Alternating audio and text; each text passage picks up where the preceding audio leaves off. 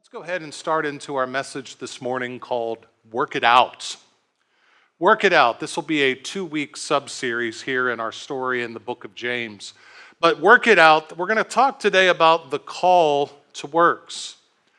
And our text today is James chapter 2, 14 through 18, where it says, "What good is it, my brothers and sisters, if someone claims to have faith but has no deeds or works?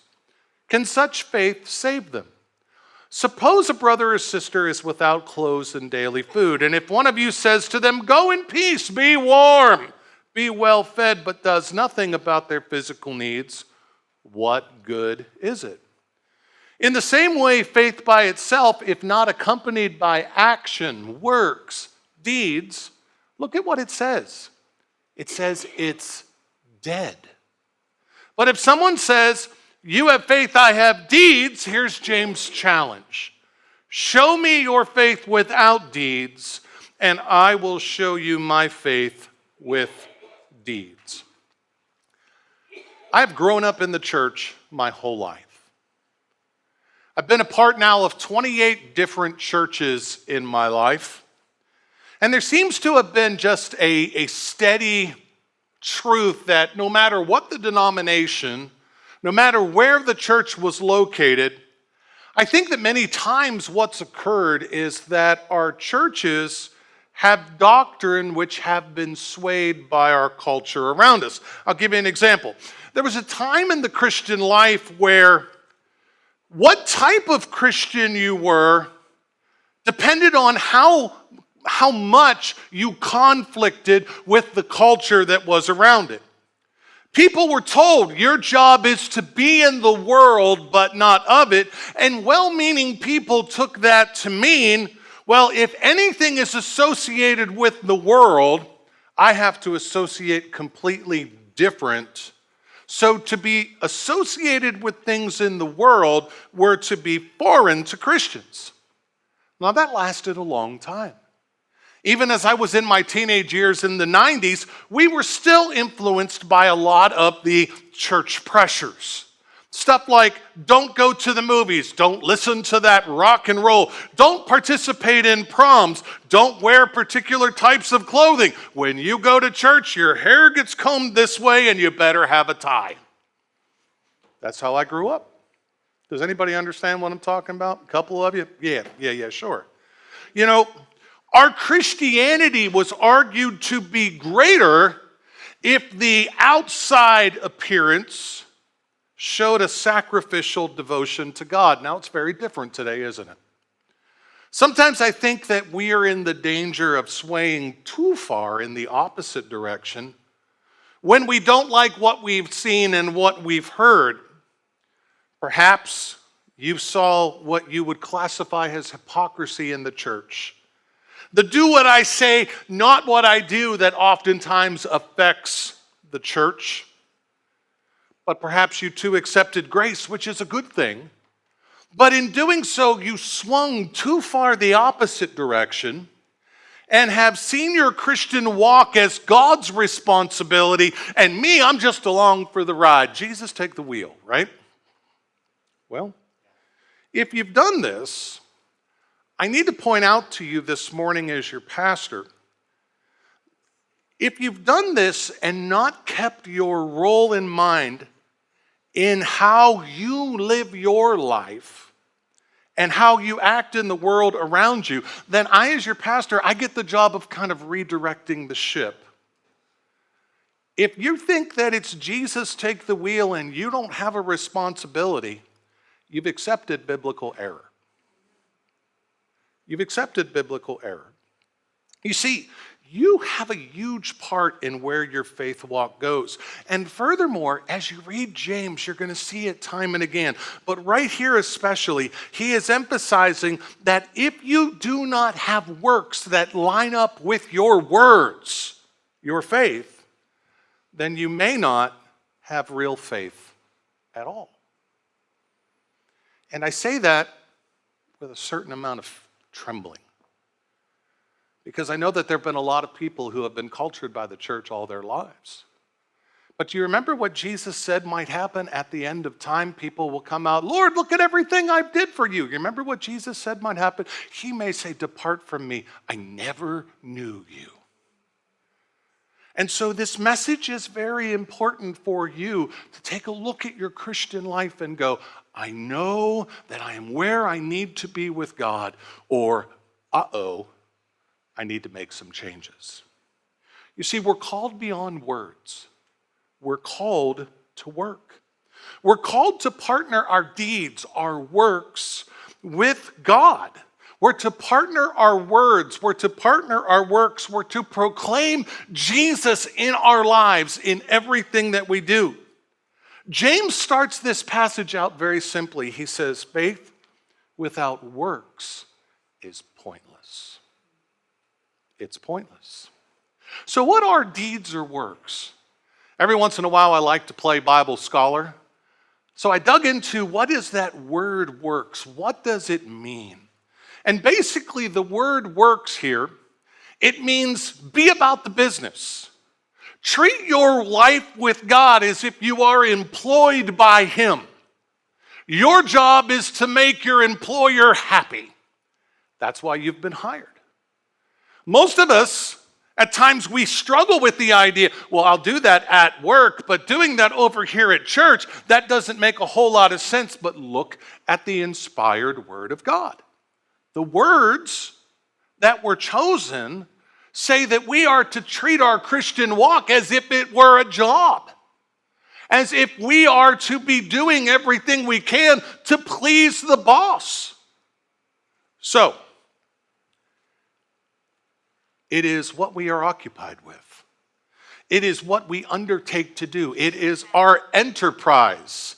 It is whatever our hands find to do in art, in industry, in our mind. Those are our works. Now, seeing that this is our works, we can really only come to one reasoned conclusion. And that is, a Christian must be involved in kingdom work, not for the purpose of merit, but because it's who we are. We should do no less for all that God has done for us. I mean, even consider Jesus' words when he was 12 years old and he stayed at the temple and his parents came for him. What did he say to them when they're like, Jesus, why did you stay here? What were you thinking? He said, don't you know? I must be about my Father's business. So let me say it again. A Christian must be about kingdom work. Not for the purpose of merit. You're not earning anything, but because it is why you were saved to begin with. Ephesians 2:8 and 9 says, it is for grace that you have been saved through faith. It is not of yourself, it is a gift of God, not by works, lest any person should boast. So let me again be clear. God gives us salvation by grace through faith. We do nothing to earn it. We can't deserve it. But as Free Methodists, even further, we believe that salvation is a free gift of God. It is given, imparted to us through what we know as prevenient grace. It is received when we act believing. But consider also Philippians chapter 2, verse 12. Paul wrote again, therefore, my dear friends, as you have always obeyed, not only in my presence, but how much more in my absence, continue to work out your salvation with fear and trembling. So it isn't, you're saved, and you're going to heaven, and that's all the responsibility that you need carry. There is more to that. Again, Philippians 2:12 says, work out your salvation with fear and trembling. What does that word work mean? First off, put the pronoun in front of it, you. You work out your salvation in fear and trembling. That word works basically says perform your salvation, live in your salvation, accomplish in your salvation, achieve and believe in your salvation. So are you seeing the common theme? Here is James saying, Hey, get in kingdom business and you'll know God. Get in kingdom business and your faith will take on new life, as the illustration for the kids showed. Same piece of paper, but put works to it. Look at how much more it can hold. Get in kingdom business. And now Paul is saying your salvation is understood, blessed, worked out by you doing in it. Now, it's not given to you by doing. It's understood and appreciated and valued and made useful by you doing. You do to be involved with what Christ wants for you in your life. As you do, your faith, your belief, your salvation, it becomes more and more real, more and more tangible, more and more precious to you. But to your question, you're not working in the church for me, okay? You're not working in the world for you. Whatever you do, the Bible says you do it as unto the Lord. So are you saying, Aaron, does this mean that everything that goes on in the church I need to be a part of? I'm going to answer that question yes and no. Nothing like confusing you, right? Yes and no. No, you do not have to be a part of everything the church is doing. But yes, you need to consider why you're not. Why are you not involved in building community? If you're not engaged, you might find out that the reason why you're not engaged is you're placing priorities in the wrong places, and it's keeping you from receiving the fullness of what God has for you. You see, ultimately, God has a plan for your life. Psalm 37:23 says it this way: the Lord directs the steps of the godly. He delights in every detail of their lives. So you want to know what your work should be? Simply ask God, what do you want me to do? You see, this isn't a church question. This isn't about staffing the nursery or going back and rescuing Chuck Myers, okay? This is really about Jesus being Lord of your life. That is an invitation to be Lord of every minute, of every week, of every month, of every year, of every decade, of every century. If he is to be Lord of your life, he's got to be Lord of how you think and how you speak and how you act. If he is to be Lord of your life, he's got to be Lord of your emails, your texts, your phone calls, your social media. If he is to be Lord of your life, he's got to be Lord of your planning, your dreaming as well. If he is to be Lord of your life, he is to be Lord of your eating, your entertaining, your reading, your voting.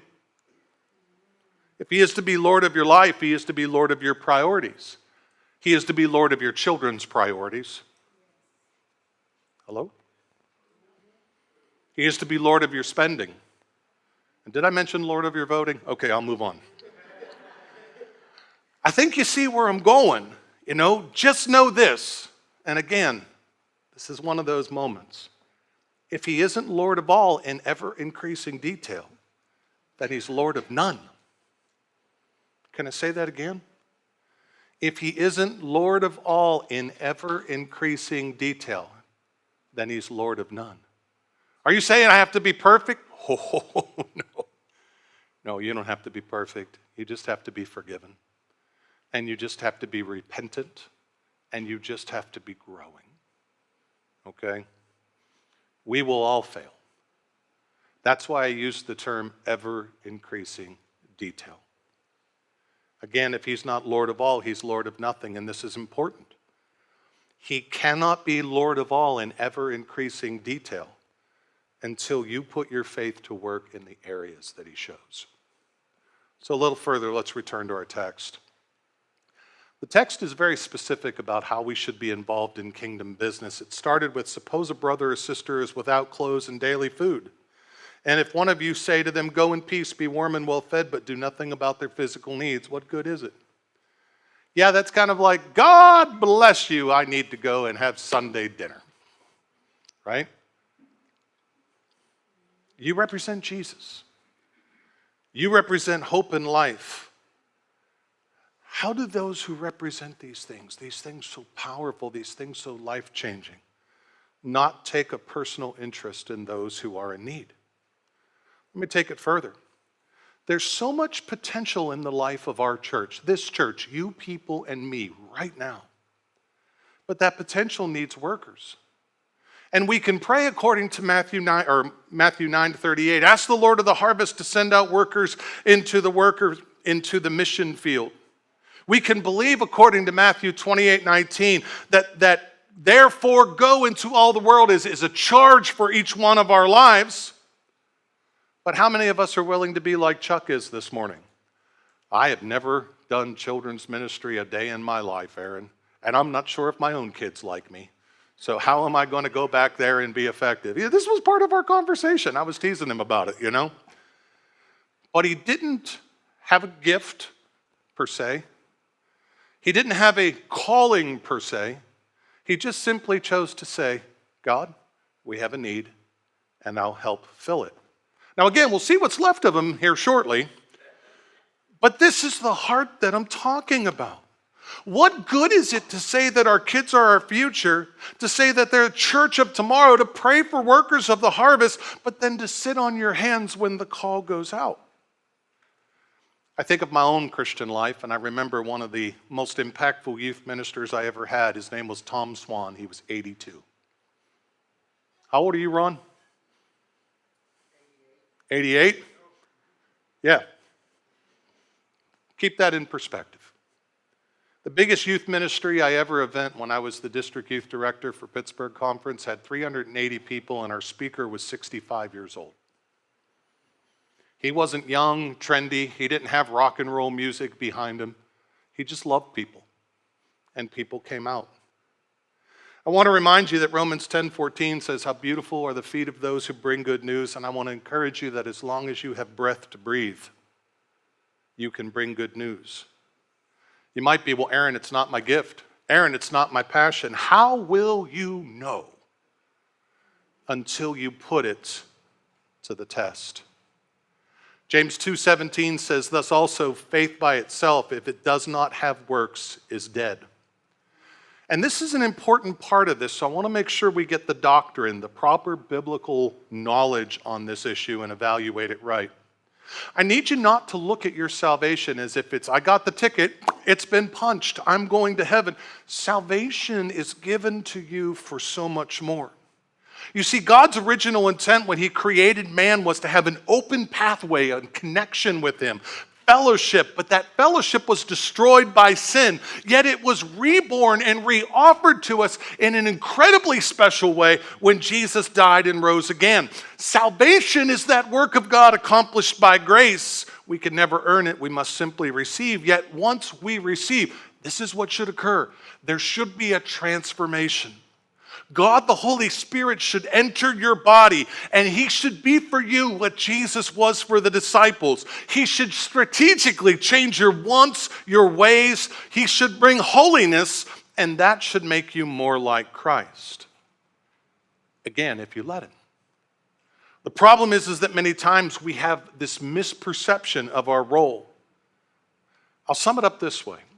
At the cross, you were given everything you need to survive and live and thrive. Now, learn what you have been given. Connect the truth to your choices and practice the faith that you have. If you don't, you still have the faith. I'm not saying that it's all gone, but I'm saying this. All you have is a seed. Your salvation, it's to be planted in the soil of who you are. And you have the potential with what God gives you as seed to be amazing for God, to be his beauty, to be his aroma. But you, my friends, are charged to work the plant. You're charged to work the growing plant. You can't just stick it in the ground and go, I'm done. Yes, God created the process. Yes, God created the dirt. But there's a process by which your plant, your salvation grows. It's got to be fertilized. It's got to be watered. It's got to be pruned. It's got to be weeded. And with God's help, you reap a harvest from that. But if you neglect it or ignore it, well, this summer we went away for a couple days and we came back and we had a certain son who will remain nameless. Let's just say he forgot to water the plants. And let's just say that when we got back, the plants were like, help me, help me. And they were dead. Very, very dead, you know. We came home, and because they were not fertilized and watered and taken care of, moving along. So, you see, here's the thing, though. This is the picture. We came home, and these plants that we had spent so much time growing and making beautiful were just dead, right? I want you to see that picture in your mind, and I want you to think about that with regard to your own Christian walk. And what happens when you don't feed and water and fertilize and take care of the salvation that you have been given? See, what was meant to be beautiful and vibrant, who wants a dead plant? Nobody. How are you girls out there? You like the pretty flowers. What if they came like with all the tops cut off them like Morticia Adams used to have, you know? Yo, baby, I got you flowers. What'd you bring me, boy? You know, we wouldn't appreciate them. We would give them back. Are you seeing what I'm concerned that we offer at times to people in the world? We say, look, I'm a religious person. I've got flowers. But if we've not pruned and watered and cultivated, would you want the flowers of faith that, I think you see where I'm going. He says, show me your faith without deeds, and I will show you faith by my deeds. And I want you to understand what I believe James is saying. I think you would agree with me that he is encouraging us to think about what our faith looks like if we don't have corresponding action to it.